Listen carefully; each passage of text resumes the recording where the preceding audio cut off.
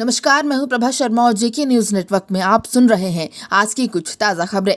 झारखंड के विरोध के बावजूद कोयला खदानों की कमर्शियल माइनिंग की नीलामी प्रक्रिया शुरू हो गई है। यानी निजी कंपनियां अब खनन के साथ साथ कोयले की बिक्री भी करेंगे, जो अब तक सरकार के नियंत्रण में था। मंगलवार को Andhra Pradesh minerals development corporation ने गिरिडीह के ब्रह्माडी कोल ब्लॉक के लिए सर्वाधिक बोली लगाकर हासिल कर ली है। इससे पहले सोमवार को हिंडाल्को कंपनी ने सबसे अधिक बोली लगाकर चंदवा की चकला खदान के लिए ले ली। उल्लेखनीय है कि केंद्र ने जुलाई 2019 में कमर्शियल कोल माइनिंग का निर्णय लिया था। झारखंड सरकार ने जून 2020 में केंद्र के फैसले को सुप्रीम कोर्ट में चुनौती दी थी। इसमें आरोप लगाया था कि खदानों की नीलामी के बारे में राज्य सरकार से परामर्श नहीं लिया गया। ये एक तरफा निर्णय है। केंद्र नीति में पारदर्शिता नहीं है। राज्य और लोगों को कैसे फायदा मिलेगा? यह भी सवाल उठाया कि चकला खदान के पास 55%, चोरी टांग तलैया के पास 50% और सेरेगड़ा का 44% वन क्षेत्र खत्म हो जाएगा।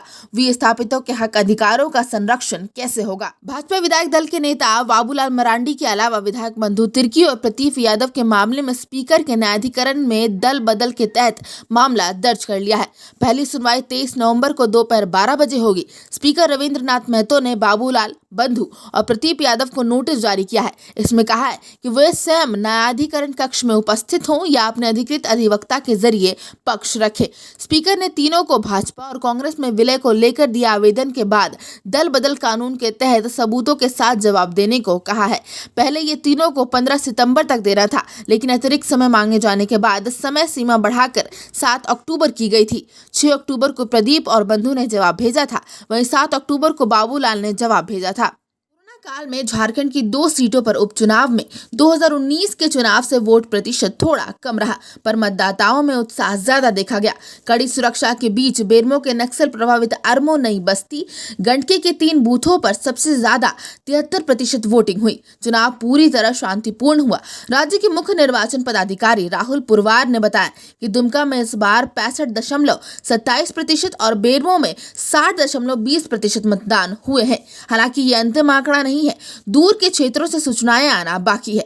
ऐसे में वोट प्रतिशत कुछ बढ़ सकता है। 2019 में विधानसभा चुनाव में दुमका में 66.14% और बेरमो में 60.93% वोट पड़े थे। इस तरह दुमका में 1.87% और बेरमो में 0.73% वोट कम पड़े हैं।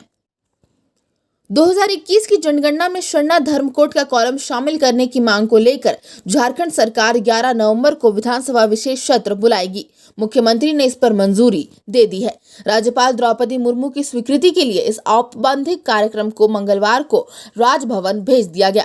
राज्यपाल की मुहर लगते ही अधिसूचना जारी कर दी जाएगी। 1 दिवसीय विशेष सत्र में झारखंड विधानसभा सरना धर्म कोड पर प्रस्ताव पारित कर उसे केंद्र सरकार को भेजेगी। आधिकारिक सूत्रों का कहना है कि प्रस्ताव में सरना धर्म कोड या आदिवासी धर्म कोड की मांग होगी।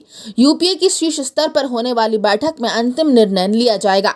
उल्लेखनीय है कि राज्यों के आदिवासी संगठन वर्षों से सरना धर्म कोड और अब कुछ संगठन आदिवासी धर्म कोड लागू करने की मांग को लेकर आंदोलनरत हैं। आंदोलन का यह सिलसिला लगातार बढ़ रहा है।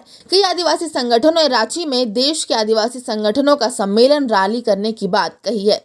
अब अगर बात करें खेल की, तो आईपीएल 2020 के अंतिम लीग मुकाबले में सनराइजर हैदराबाद ने मुंबई इंडियंस को 10 विकेट से हराया।